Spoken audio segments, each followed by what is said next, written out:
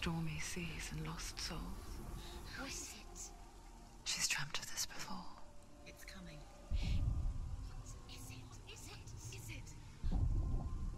They say dreams are visions of our memories, thoughts and fears, as seen by our inner eye.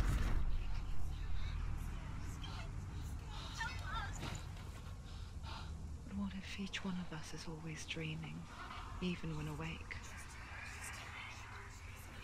And we only see what our inner eye creates for us. Is this what hell is? A world shaped by Senua's nightmares. Get up. Maybe that's why people fear seeing the world through her eyes.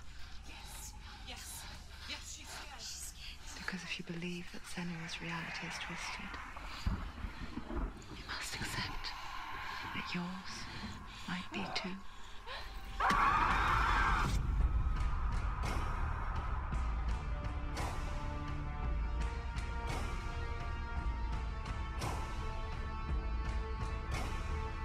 Hellblade: Senua's Sacrifice is a video game about Senua, a Celtic warrior on a vision quest into Viking territory.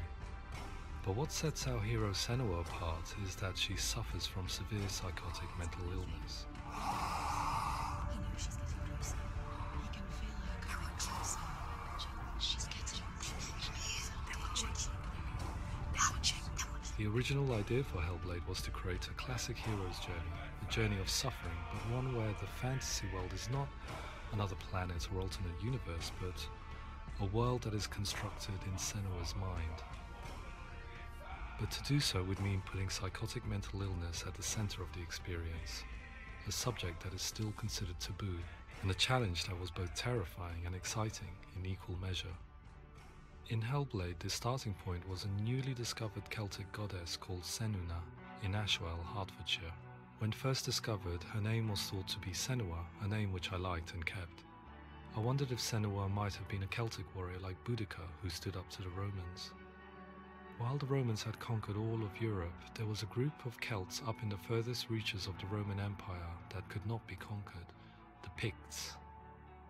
And so the Romans built a wall, called Hadrian's Wall, that spans across Britain from sea to sea to keep the Pictish barbarians at bay.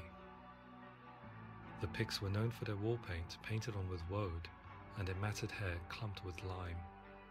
And so Senua would be a barbarian Pict in this image. What's your name?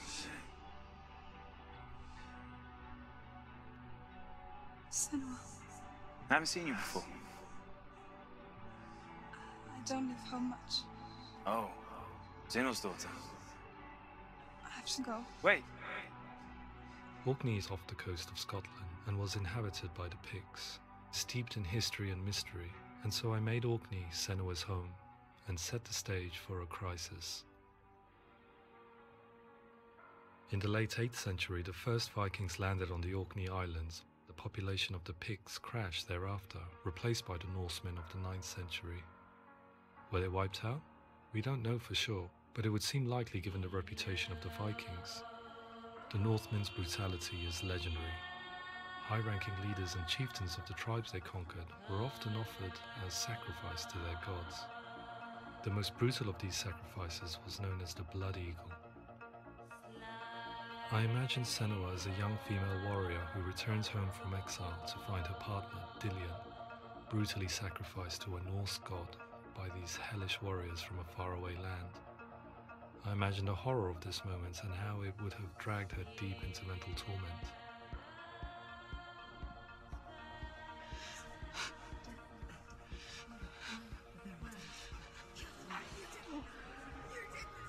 No!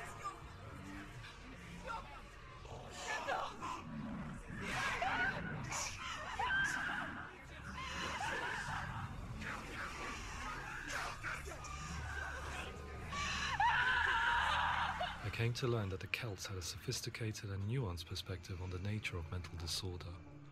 One term they used was Gelt. A Gelt is a man or woman who has been driven mad by a curse, battle trauma, or grief. The Gelt would take to a life in the woods in search of penance, punishment, and purgation. And so Senua became a Gelt, cursed by darkness, looking for redemption in the wilds. Another word the Celts used in reference to mental disorders was druth, meaning fool, or Liar. one who utters the words of God. They tell of the mad sinner who flees battle into exile and takes on a beastly nature, growing feathers on his body. The character called Druth in Hellblade is based on a little-known person called Findan, an 8th century Irish Celt who was captured and enslaved by the Vikings, but eventually escaped to Orkney where he became a monk. I will tell you my stories of hell, if I may walk with you. Upon meeting Senua, it would be his stories that fuel her quest deep into their world of gods. The Northmen say the world will come to an end. The sun will grow black, the earth will sink into the sea, the stars will disappear, fire and water will meet, flames will play against the sky, the heavens and earth and all the world will be burned, all the gods will be dead, and the warriors of Valhalla and people everywhere. Senua, prepare yourself for Ragnarok, for it is nigh. So the stage was set for a new adventure, a journey into the Norse underworld called Hell, a vision quest fueled by madness and myth, a fantasy that was created by Senua's own mind, and one that we would experience through her eyes. This is your mission. This is your quest. There is nothing else left. To make a game about a warrior with psychotic mental illness as its central theme was fraught with danger. Mental illness such as psychosis is still taboo and rarely acknowledged in a century of cinema, never mind the new medium of games. Where it does feature, it often conflates psychosis and psychopathy associated with a lack of empathy. It is unfortunate that these two words sound so similar that they are used interchangeably in media. I must admit that I didn't have to look very far to discover my own ignorance of the subject. So we reached out to Paul Fletcher, psychiatrist and professor of health neuroscience at University of Cambridge. Psychosis is a descriptive term, and it refers to having a loss of contact with objective reality. So it's characterized by two main sets of symptoms. One of them is hallucinations, where somebody experiences perceptions when there is no actual objective thing out there to perceive. You're already dead. Who are you? And the other is delusions, where somebody comes to very often bizarre, unpleasant, frightening beliefs when there's no good evidence in favor of them. There's no doubt about it. The source of the darkness is in Helheim. And the goddess Hela holds his soul there. We reached out to Welcome, a biomedical research charity that spends billions on research and awareness programs aimed at improving health. Mental health hasn't always been presented in the media in a way that is particularly helpful. It can be challenging to engage people with the subject matter, and there are a lot of preconceived ideas about mental health, and particularly schizophrenia and psychosis. So we hope our support allows the team to continue to collaborate with Paul Fletcher and with those who have experience of psychosis to create a game that provides a fresh perspective on the condition and allows audiences to engage with it in a way that just wouldn't be possible in any other medium. What started out as a brief consultation convinced me that we were only scratching the surface of an immensely deep and interesting subject that could enrich and change the very nature of the game. That's cool. Thanks so much for coming. Pleasure. Thanks. It's really interesting for me. I'd love to be involved. I think it's fascinating. Absolutely. Our understanding of psychosis is still very much a mystery, and ways of treating it are still primitive compared to physical illness. After all, it is easy to see the pain and suffering caused by physical diseases or physical trauma. It is not so easy to see the mental suffering and trauma of severe mental illness.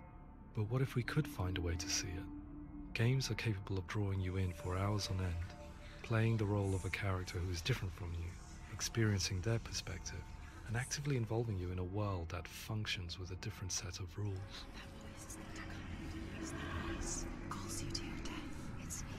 If we were to represent Senua's psychosis, we would have to simulate voice hearing, a common attribute. But how can we simulate something we have no first-hand experience of? Professor Charles Fernyhough, a leading expert in voice hearing from Durham University, offered his help. Hearing voices is an experience that is usually associated with severe mental illness, and crucially we know that hearing voices is a part of ordinary life for many people who don't meet the criteria for mental illness. Yeah. Oh, that's not him in real life. We know voices vary according to where they appear in space. Voices can appear far away in the distance, they can appear right there in your ear, they can seem to be coming from inside your head. Based on the information Professor Fernie Ho provided, I put together a sound brief and invited some actors to the studio. We recorded the actors using a binaural microphone, which records the 3D spatial position of sound, replicating the way sound is heard by human ears. It gives you an incredible sense that the person you are listening to is right there beside you. Can't see how she's going.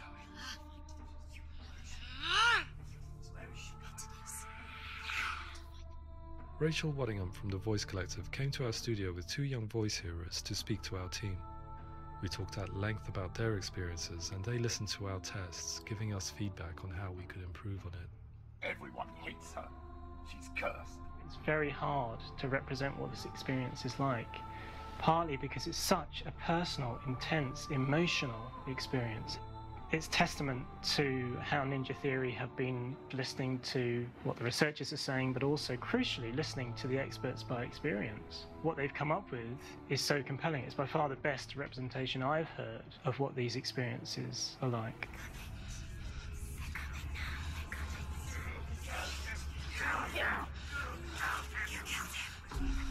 Other common attributes of psychosis are visions and flashbacks.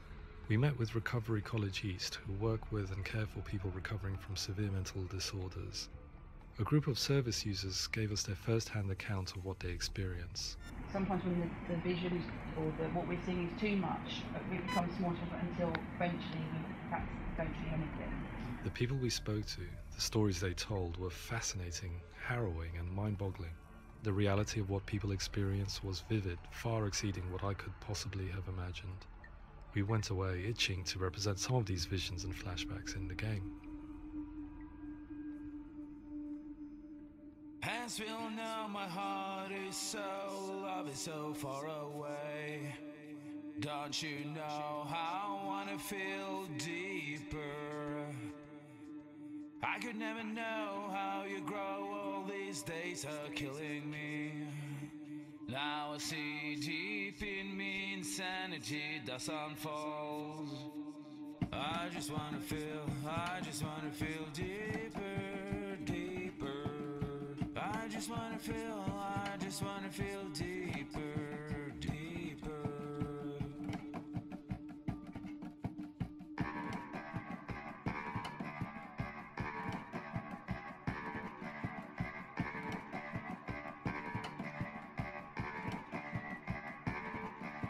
Hands feel now, my heart is so, love is so far away.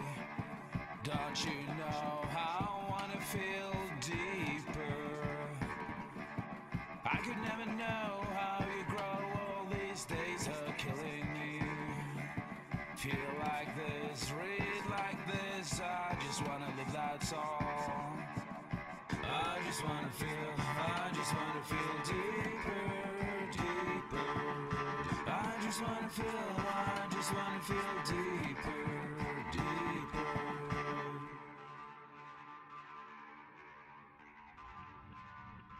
To refine our work, we continue to hold meetings with Recovery College East over the course of a year and a half, showing them what we had achieved so far and refining the in-game representations based on their feedback.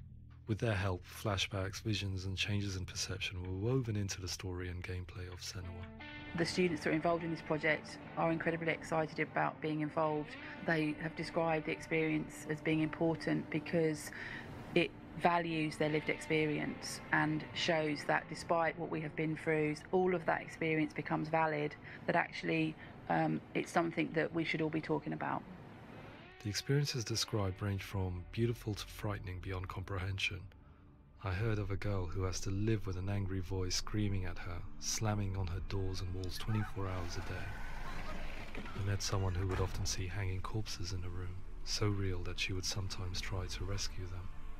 The panic and fear that comes with such visions is entirely understandable, and it can be a living horror for some.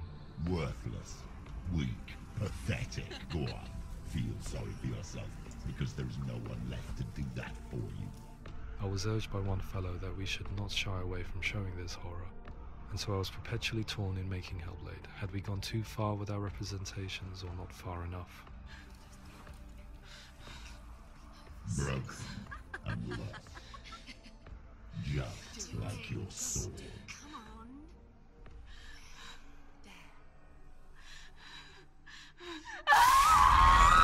In some ways, voice hearing and visions were the low-hanging fruit, so to speak. There's another aspect of psychosis that is much harder to explain, but one that I think video games are uniquely able to represent, which are often called delusions. People begin to see patterns in the world. They begin to link things that most people wouldn't link. Most of the things that we might think would be coincidence or, not worth commenting on. Nevertheless, that might have a particular salience or importance for them. One individual described how everyday words, sounds, colours and objects were steeped in meaning to him, forming a strange and sinister puzzle that he was determined to solve but could not quite get to the bottom of. It's not just brain dysfunction. It's not like the system shut down. It's actually an incredibly creative process. The person creates a world populated with voices and phantasms and terrors, and they're completely immersed in it. They believe in it. We often invite people into the studio to play the game. In one of our playtests, they played through much of the game, making associations between runes, secret messages, and the threat of darkness that stalked them. There are many things that happen in the world of Hellblade that make perfect sense within the context of Senua's mind. The dark rot that's killing her slowly from within, the secret runes of the gods that block her path to Helheim, and strange associations that exist in the game to confuse you. To complete Senua's quest, you have to internalize and accept the logic and meaning behind these things to progress. Afterwards, they said that they didn't see much evidence of mental illness in the game. People with delusions of all sorts would argue the same thing, that they are not aware of their experience being abnormal in any way. I need this sword. It's important. Representing perception changes and thinking patterns within Hellblade gives us a set of symptoms common in psychosis. But people with lived experience were keen to emphasize another point, that it is wrong to define a person by their symptoms. Quite often, the illness comes not from the symptoms, but from the stigma, isolation and mistreatment that comes about from the rest of society. They say that I'm cursed. What if they're right? I needed someone to portray Senua, someone who could believably internalize her suffering.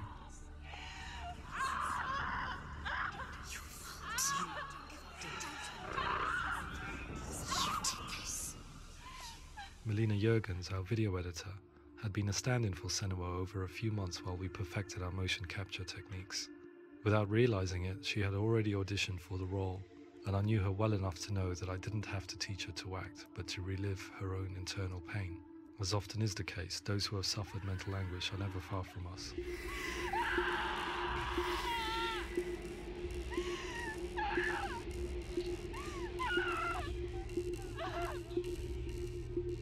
My hope is that by creating a compelling and aspirational character in Senua who feels very much real, albeit in a fantasy setting, we can provide a lens into her reality, a different one to yours, and this is where storytelling comes into play. I imagined her life based on common threads in real people's lives. She was always prone to psychosis as a child. Her mother Galina also heard voices and had visions, so perhaps there was a genetic aspect. Or perhaps it was cultural, as she lived within a world without science, of gods and a superstition, as exemplified by her druid father Zimbal.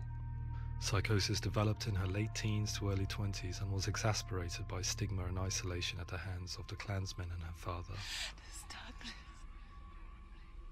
It's spreading.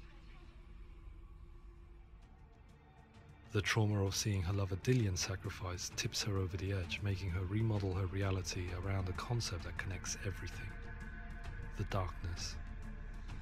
So the question is, what Senua experiences real? Can only be answered by saying, yes, it is real. It is her reality. All of her suffering will have been for nothing. It's just a matter of time.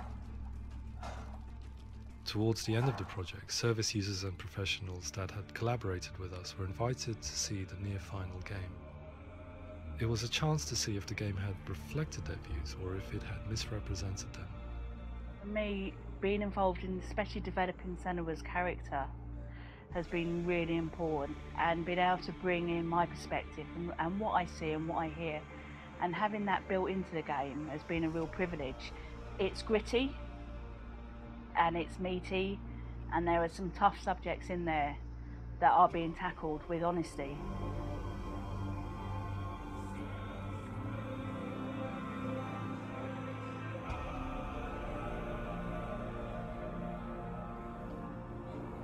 I was blown away by it today, absolutely blown away. It was just fantastic to get the opportunity to use our lived experience in a very creative way. There's nothing tokenistic about the work we've put in. It feels like we've been listened to, things have been taken on board, and I think there was a lot of realism in the game itself, and it feels very authentic.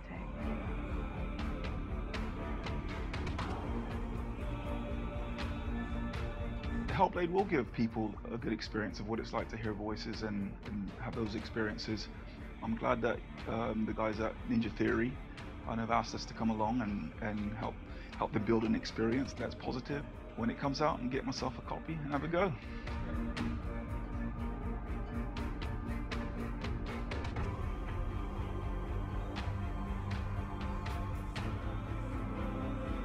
I think all the way through I was really inspired by how the conversations have translated into the game in a way that I think I didn't imagine was possible. So wonderful, really wonderful.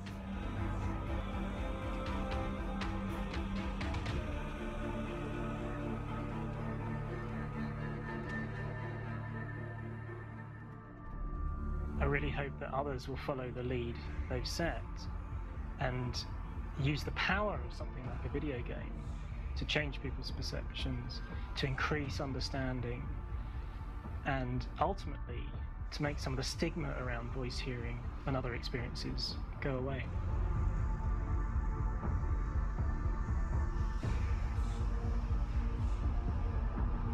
For me, it was really exciting to see something that I explore scientifically being represented so beautifully in a character who's trying to penetrate the mysteries of the environment in which they've been placed, with all of this strange uncertainty and noise and conflicting information that they're getting. I'm very excited by this way of trying to represent mental illness, because I think it actually might be offering us insights that we wouldn't get from pure scientific explorations, and actually giving us quite an empathic view of what it might be like.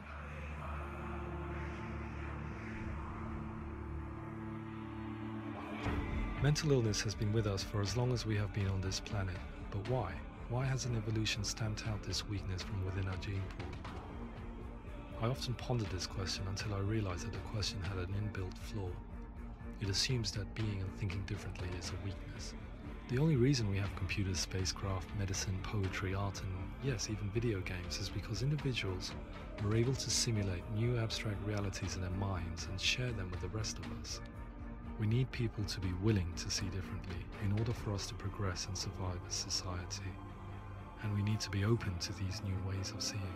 And it is this spirit that motivated me to create Senua's story and share it with you.